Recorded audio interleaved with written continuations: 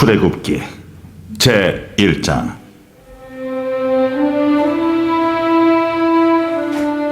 야곱과 함께 각각 자기 가족을 데리고 애굽에 이른 이스라엘 아들들의 이름은 이러하니 루벤과 시므온과 레위와 유다와 이사갈과 스불론과 베냐민과 단과 납달리와 갓과 아셀이요. 야곱의 허리에서 나온 사람이 모두 70이요 요셉은 애굽에 있었더라. 요셉과 그의 모든 형제와 그 시대의 사람은 다 죽었고 이스라엘 자손은 생육하고 불어나 번성하고 매우 강하여 온 땅에 가득하게 되었더라.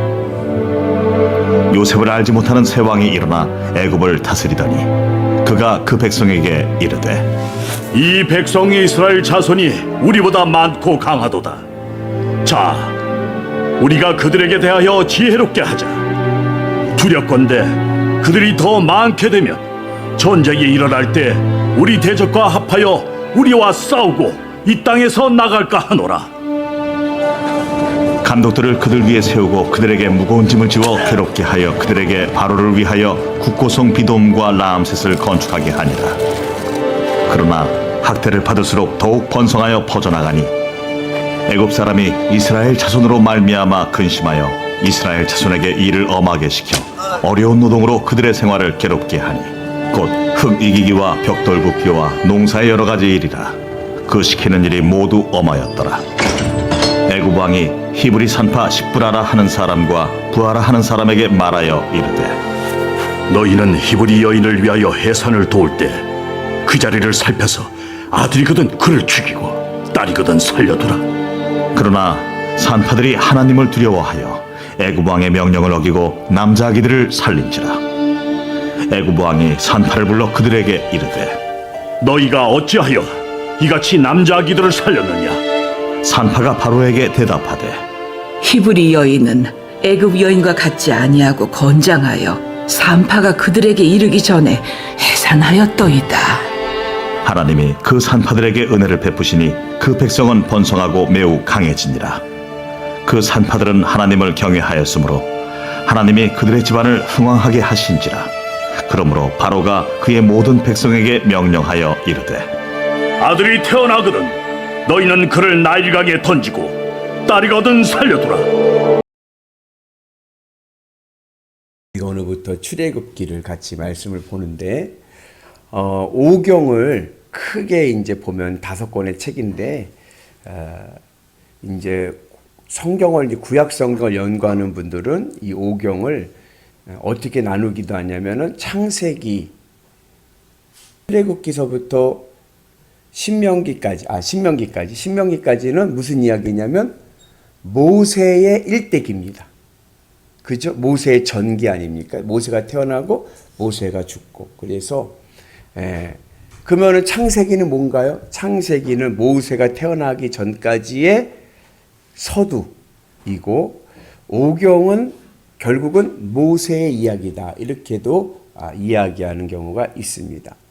그러니까 이제 이 출애굽기부터 신명기는 이제 요셉 이야기가 끝나고 430년이 지난 다음에 있는 이제 모세의 일대기를 우리에게 말씀합니다. 그 중에서 이제 출애굽기는 새 시대, 새 땅에 대한 비전을 우리에게 주죠.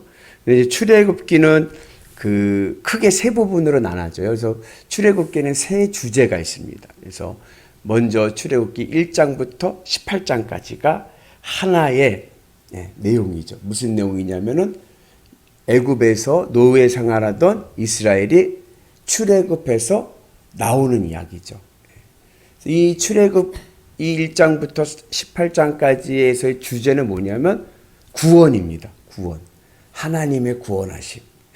그래서 출애굽기에서 말씀하는 중요한 신앙적인 주제 중에 하나는 바로 구원이죠.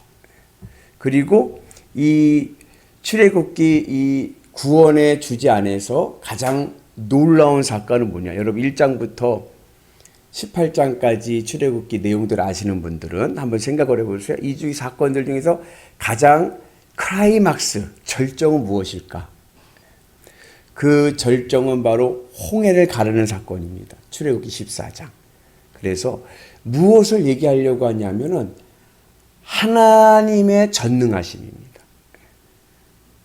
제가 자주 하는 얘기가 있죠. 우리 하나님 힘 좀 쓰십니다. 예. 하나님의 전능하신 출애굽기 1장부터 18장의 구원사는 하나님의 구속사는 우리에게 하나님의 전능성을 말씀합니다. 그리고 또 하나의 두 번째 주제는 뭐냐면 19장부터 24장까지 나오는 시내산에서의 언약입니다. 그래서 출애굽기 두 번째 신앙적인 주제는 언약이에요. 하나님과의 언약. 언약은 약속하고 다르죠. 약속은 뭐예요? 약속은 쌍방이죠. 우리 내일 12시에 만납시다 그러면 쌍방이 오케이 해야 만나는 거 아닙니까? 그건 약속이에요. 언약은 그냥 하나님이 일방적으로 하신 약속이에요. 일방적인 약속, 하나님의. 근데 그 하나님께서 이스라엘에게 주신 일방적인 약속의 내용이 성격이 뭐냐면 조건이 붙는 거예요. 조건이. 그래서 우리가 잘 알듯이 뭐예요? 말씀과 순종의 관계 속에서 있습니다. 하나님께서 내가 너에게 말씀을 줄 텐데 그 말씀을 듣고 지켜 행하면 하나님께서 복을 주시지만 그 말씀을 순종하지 않으면 하나님께서 심판하신다. 하나님의 말씀에 순종하게 되면 거룩한 하나님의 나라의 백성이 되지만 제사장 나라가 되지만 그러지 못하면 하나님께서 심판하신다. 그래서 순종과 불순종이 언약으로 맺어지죠. 이게 또 출애굽기에서 나타나는 아주 중요한 신앙의 교훈입니다. 그리고 세 번째는 25장부터 40장까지는 무슨 이야기냐면 결국은 성막을 만드는 이야기예요. 성막을. 성막은 성전의 원형이죠. 성막의 신앙적인 교훈은 뭐냐면 임마누엘입니다.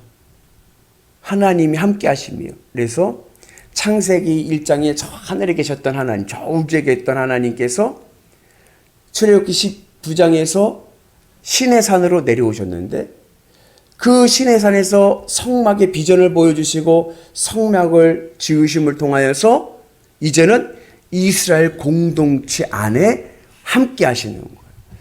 그래서 그 이스라엘 신앙에서 가장 의미 있는 신앙의 교훈은 뭐냐면 임마누엘입니다. 하나님이 나와 함께 하심.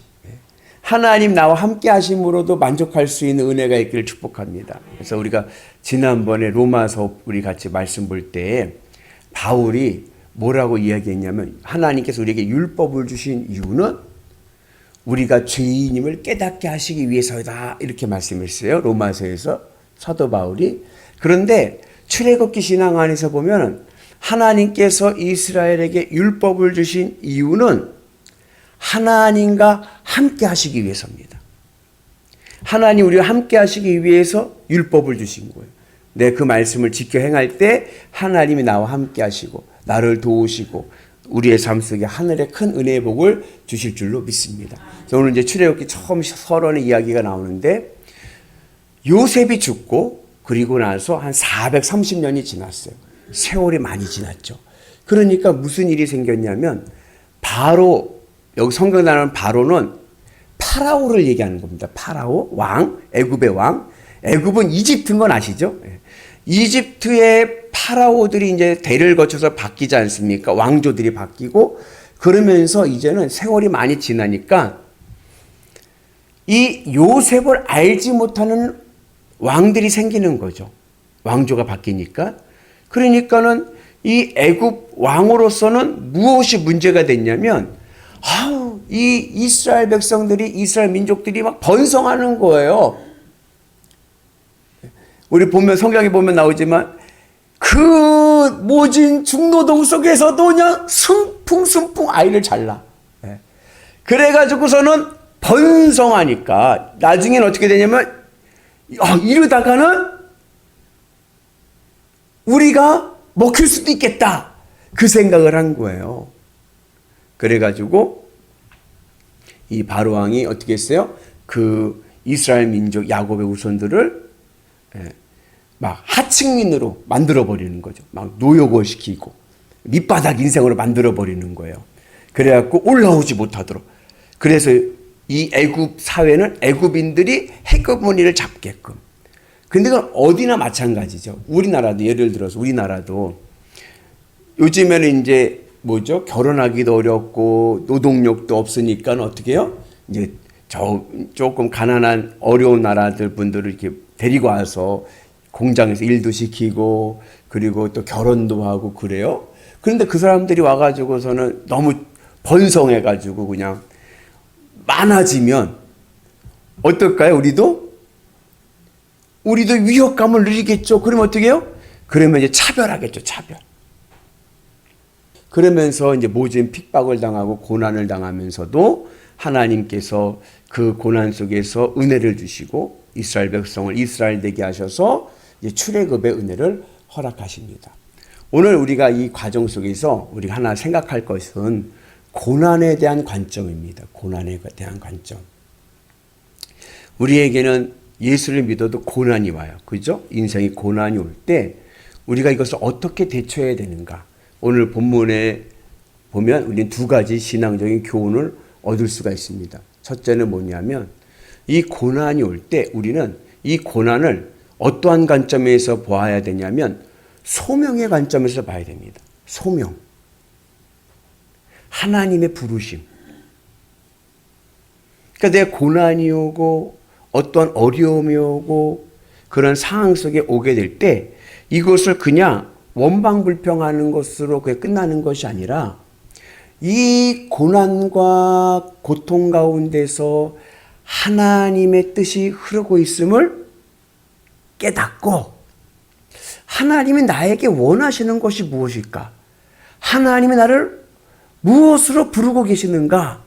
하나님의 콜링의 사인으로 우리가 받아들일 수 있는 은혜가 있기를 주의 이름으로 축복합니다. 여러분 만약에 여러분 보세요. 애굽에 가서 잘 되고 형통해가지고서는 늘 승승장구해요. 그러면 이스라엘 백성들이 거기서 나올 생각을 했을까요? 안 했을까요? 절대로 안 하죠. 아 좋은데 여기가 좋사온인데요. 경제도 좋고 모든 게 다 좋고 그리고 애굽에서 이 이스라엘 민족들이 살던 이 고센 땅은 굉장히 좋은 목초지니까 이 좋은 기득권을 왜 놓쳐요? 그런데 고통이 오고 고난이 오고 어려움이 오니까 마음이 떠나는 거예요. 거기서부터. 마음이 떠나면서 무엇을 깨닫게 됐냐면 무엇을 기억하게 됐냐면은 아브라함의 언약을 기억하게 됐습니다. 아! 우리가 있어야 될 곳은 여기가 아니지. 우리 믿음의 조상 아브라함에게 주신 하나님의 땅이 있는데 그 언약의 땅을 우리가 잊어버리고 살았구나. 그걸 깨달으면서 이스라엘 백성들에게 소명이 생겼어요. 그것은 뭐예요? 하나님이 약속하셨던 그 언약의 땅으로 가자. 그래서 여러분 고난과 고통과 어려움이 올 때 이 사건이 나에게 하나님 나를 부르시는 콜링의 사인으로 깨닫는 은혜가 있기를 축복합니다. 하나님이 원하시는 것이 있어요. 여기에 안주하지 말고 여기에 붙지 말고 하나님께서 이끄시는 그 언약의 길을 갈 수 있는 그래서 내가 그 고난과 어려움 가운데서도 그 하나님의 콜링의 사인을 소명의 사인을 깨닫기 위해서는 우리는 믿음의 은혜 안에서 믿음의 길을 가는 은혜가 있기를 축복합니다. 그래서 우리가 다 알 수는 없지만 내가 주님 앞에 나와서 믿음 안에서 우리 믿음의 길을 가면 하나님께서 나에게 주신 그 상황 속에서 원하시는 하나님의 부르심을 우리가 깨달을 줄로 믿습니다. 그 두 번째 고난 가운데 있을 때 우리가 가질 수 있는 관점은 뭐냐면 기도의 관점입니다. 그래서 여러분 고난과 고통이 올 때 우리는 어떻게 해야 돼요? 어떻게 해야 돼요? 네. 기도해야 될 줄로 믿습니다. 원망불평하는 것이 아니라 기도하는 건데 이 기도는 무기력한 기도가 아니라 부르짖는 기도를 하십니다. 그래서 출애굽기 3장을 보면 하나님께서 이스라엘 백성 출애굽을 하시기로 결정하고 모세를 부르시잖아요. 그런 과정 속에서 하나님께서 뭐라고 말씀하셨냐면 하나님이 왜 이스라엘 백성들을 출애굽을 하시려고 하느냐? 하나님께서 이스라엘의 부르짖음을 들으셨다 그래요. 하나님께서 부르짖음을 들으셨기 때문에 이스라엘을 출애굽하셔서 아브라함에게 약속하셨던 그 언약의 땅으로 인도하십니다. 그래서 우리가 고난과 고통이 올 때 그곳에서 무기력해지지 마시고 원망하거나 좌절하지 마시고 어떻게 해요? 더 힘써 목청 높여 부르짖어 기도하는 은혜가 있기를 축복합니다. 그래서 하나님께서 예레미야를 통해서 말씀하시기를 너는 내게 부르짖으라 내가 내게 응답하겠고 내가 알지 못하는 비밀을 알게 하리라. 그래서 연결되어 있는 거예요. 고난이 왔는데 목사님께서 그 안에 소명이 있다고 하는데 하나님 날 부르시는 하나님의 뜻이 있다고 하는데 도대체 난 그걸 모르겠다. 그럼 어떻게 해요? 부르짖어 기도할 때 하나님께서 크고 은밀한 비밀의 그 소명을 깨닫게 하실 줄로 믿습니다. 그래서 날마다 믿음의 은혜 안에서 어떤 어려운 가운데서도 여러분 주눅들지 마시고 믿음의 길을 가셔서 하나님의 구원, 하나님의 은혜를 경험하는 위대한 성도 되셔서 여러분들 삶이 날마다 풍성해지고 생육하고 번성하는 은혜가 있기를 축복합니다. 그래서 신기하다. 저희는 저렇게 우리가 괴롭히고 그 어려운 가운데서도 어떻게 저렇게 일어서고 다시 일어서고 그리고 어떻게 저렇게 번성할 수 있을까? 그 은혜의 복이 오늘 우리 가운데 임하기를 주의 이름으로 축복합니다. 오늘 이제 기도할 텐데 오늘 기도는 좀 더 우리가 목청 높여서 부르짖어 기도하는 은혜가 있기를 축복합니다. 하늘의 은혜가 오늘 내 삶 속에서 내가 오늘 여기 있는 하나님의 소명의 부르심을 깨닫는 큰 은혜가 있기를 주의 이름으로 축복합니다.